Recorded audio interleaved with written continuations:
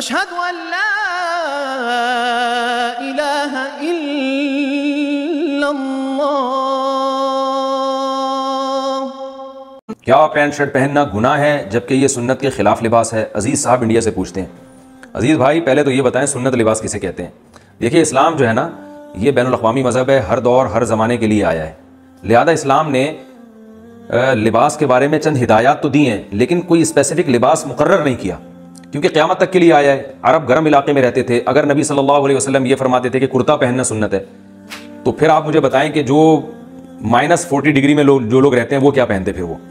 تو اس لیے اسلام نے لباس کے بارے میں چند ہدایات تو ہمیں دی ہیں۔ نمبر 1، لباس ایسا ہو کہ سطر ڈھکا ہوا ہو اور عورت کا لباس پورے جسم کو ڈھانپ رہا ہو۔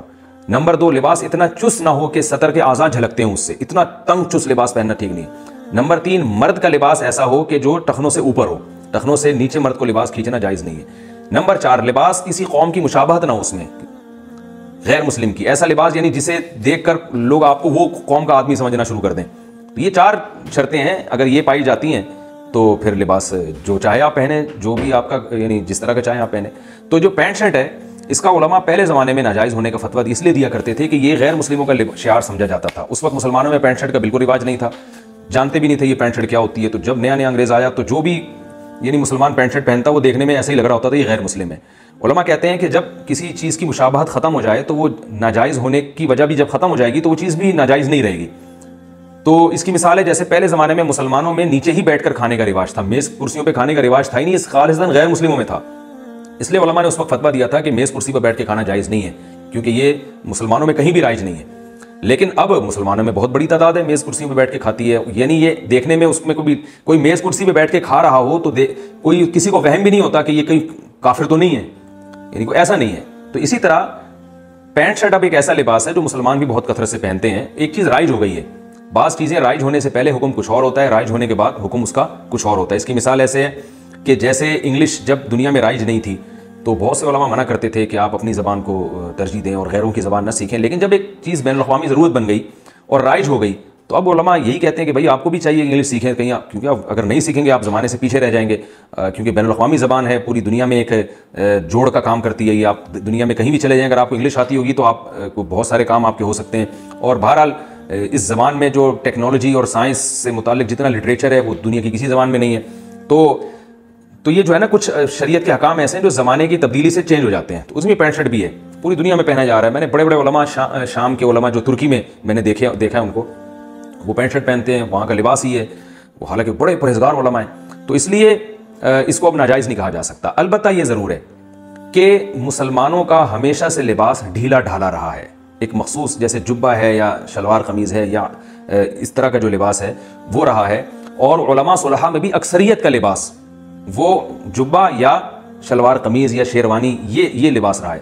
تو علماء کہتے ہیں کہ افضل یہی ہے کہ وہ لباس اختیار کیا جائے جو کسی قوم میں، اس قوم میں علماء میں جو رائج ہو، یعنی صلحاء میں نیک لوگوں میں جو لباس رائج ہو اس کو بہرحال ترجیح دینی چاہیے، کیونکہ وہ نیک لوگوں کا بہرحال شعار ہے۔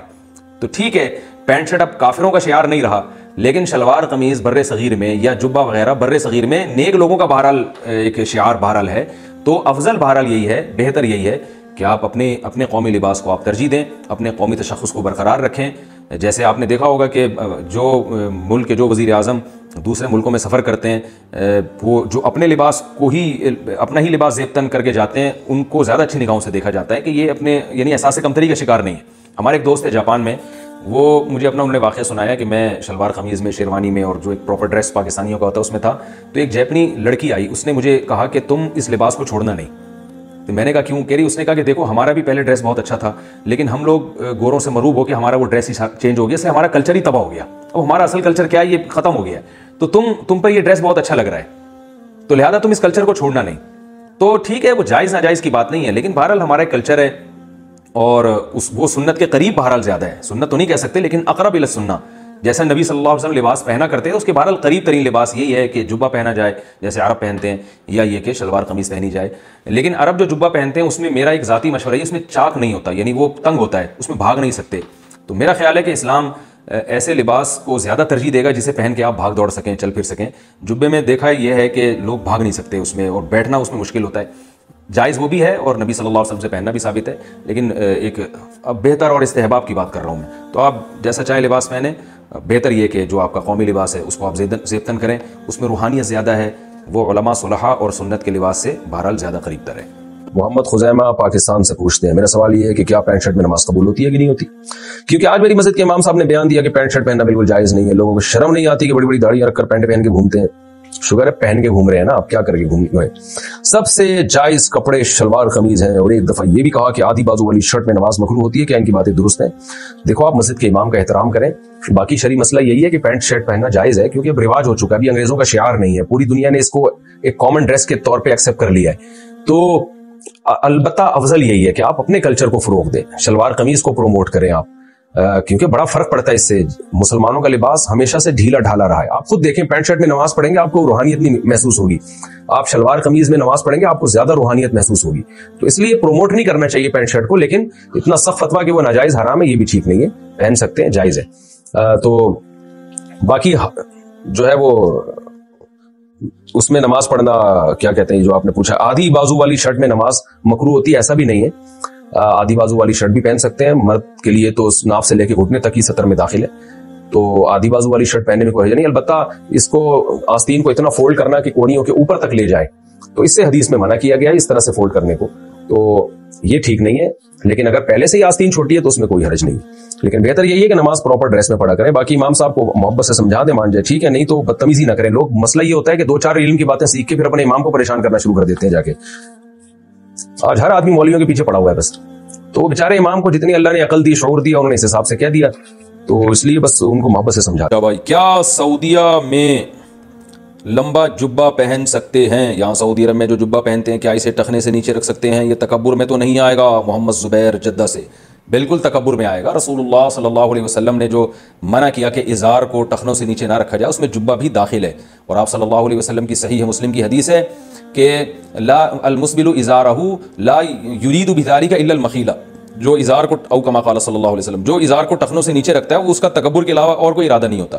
تو اسلام نے اس عمل ہی کو کبر قرار دے دیا ہے، تو اس لیے کوئی صحابی ایسے نہیں تھے جو ازار ٹخنوں سے نیچے رکھتے ہوں یا جبہ کو اتنا کھینچتے ہوں۔ خود نبی صلی اللہ علیہ وسلم تو تکبر سے بالکل پاک تھے، تو آپ کا ازار بھی ٹخنوں سے اوپر رہتا تھا۔ تو یہ آج کل ایک بڑی بدعت ہے جو سب دینداروں میں بھی رائج ہو گئی ہے۔ میں نے مسقط میں دیکھا ہے یہ، اگرچہ وہاں عباضیہ فرقے کے لوگ رہتے ہیں تو مسلک میں تو بڑا فرق ہے ہمارے اور ان کے، لیکن ان لوگوں میں نے ایک چیز دیکھی ہے، وہاں جتنے مساجد کے امام دیکھے داڑیاں ماشاءاللہ سب کی پوری ہیں مسقط میں، اور ماشاءاللہ سب کے جو ازار ہیں امام جتنے بھی ہیں، عرب ہیں وہاں بھی، ازار ان کے ماشاءاللہ ٹخنوں سے سب کے اوپر ہوتے ہیں، جو پراپر ڈریس شریعت نے بتایا۔ تو میں ان کو کہتا تھا یار آپ کی باقی چیزوں سے تو ہمیں اختلاف ہے، کچھ عقائد اہل سنت سے مختلف ہیں، لیکن یہ کام بڑا خاندانی ہے۔ کوئی امام مجھے چھوٹی داڑھی والا یا بغیر داڑھی والا کوئی امام نظر نہیں آیا، اور کوئی امام ایسا نظر نہیں آیا جس کی ازار ٹخنوں سے نیچے ہو۔ تو یہ ہمارے معاشرے میں ایک چیز رائج ہو گئی ہے، پوری دنیا میں یہ ہوتی جا رہی ہے، غلط ہے۔ نبی صلی اللہ علیہ وسلم کی شدید وعیدیں ہیں۔ آپ صلی اللہ علیہ وسلم نے فرمایا کہ ان اللہ لا يقبل صلاۃ رجل مسبل ازارہ، اللہ اس شخص کی نماز قبول نہیں کرتے جو ازار کو نیچے کھینچنے والا ہو۔ تو اس پہ تو نماز برباد ہو جاتی ہے، اس لیے بھائی اس کا خیال کیا کریں۔ پینٹ بھی اگر ہے تو اس کو بھی فولڈ کریں، شلوار ہے تو اوپر اٹھائیں۔ بعض لوگ کہتے ہیں ٹخنے ڈھانکنا حرام ہے تو ہم موزے بھی تو پہنتے ہیں، بھائی ٹخنے ڈھانکنا حرام نہیں ہے، شلوار یا ازار جو بھی چیز آپ نے پہنی ہوئی ہے اوپر تک اتنی لمبی کھینچنا کہ ٹخنے بھی ڈھک جائیں، یہ حرام ہے۔ باقی ساکس پہن سکتے ہیں آپ، اس میں کوئی حرج نہیں ہے۔ نماز میں سورتیں پڑھنے کی کیا ترتیب ہے؟ نماز میں سورت پڑھنے کی ترتیب بتا دیں، کس ترتیب سے سورتیں پڑھنی چاہیے؟ اہلیہ ساجد انڈیا سے۔ دیکھیں نماز میں سورتیں اسی ترتیب سے پڑھنی چاہیے جس ترتیب سے قرآن مجید میں لکھی ہوئی ہیں۔ جو سورت پہلے لکھی ہوئی ہے وہ پہلی سورت میں، جو بعد میں لکھی ہوئی ہے وہ بعد میں۔ جیسے آپ پہلے رکعت میں آپ قل اللہ پڑھ لیں اور دوسری میں الم ترا پڑھ لیں تو یہ بہتر نہیں ہے، کراہت ہے، اس میں مکروہ ہے، ناپسندیدہ ہے۔ نماز بہرحال ہو جائے گی، اور کوئی کبیرہ گناہ بھی نہیں ہے، کوئی ایسا بھی نہیں ہے کہ کچھ سخت گناہ گار ہوں گے۔ بہتر یہ ہے کہ جو مصحف عثمانی میں جس ترتیب سے قرآن لکھا ہوا ہے تو صورتیں بھی اسی ترتیب سے پڑھنی چاہیے۔ ہاں پہلی میں الم ترا پڑھ لی، دوسری میں قل اللہ، تو یہ ٹھیک ہے، لیکن یہ کوئی فرض واجب نہیں ہے۔ اگر کسی نے غلطی سے ایسا کر لیا کہ پہلے بعد والی پھر پہلے والی تو بھی ٹھیک ہے، اس میں کوئی گناہ نہیں ہے۔ اشہد ان لا